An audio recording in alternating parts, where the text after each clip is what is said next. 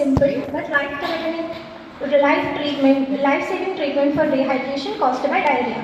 It works on the principle of sodium-glucose co-transport mechanism in the small intestine, particularly the jejunum. Even during severe diarrhea, when all the other transport mechanisms are inactive, this transport remains active.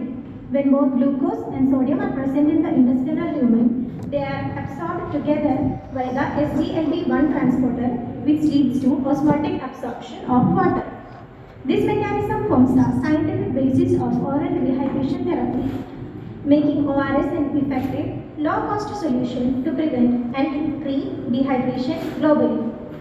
Now that we understand why ORS is so effective in treating dehydration, let's look more closely at the core mechanism that drives this. Mechanism of ORS. So ORS is taken orally, then it enters the stomach, then to the small intestine. So the basic mechanism of ORS takes place in small intestine. So the enterocytes, which are the epithelial cells present in jejunum and ileum of small intestine, contain SGLT1 transporter, sodium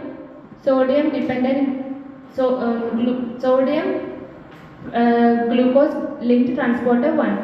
So both glucose and sodium will be attached to the SGLT1 transporter, that is one glucose molecule and two sodium ions. So this will enter into the enterocytes of the intestinal cells.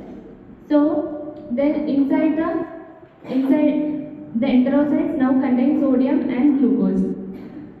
The GLUT2 transporter, which is present on the basolateral membrane of the enterocytes, will contain GLUT1.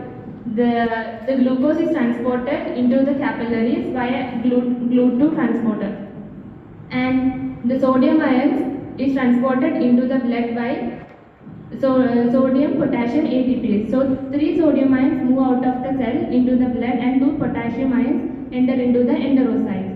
So now sodium ions are less in the enterocytes, which will create an osmotic gradient. So this will cause the movement of water from the lumen of the intestine into the blood via osmosis. So by this mechanism, rehydration occurs in the plasma.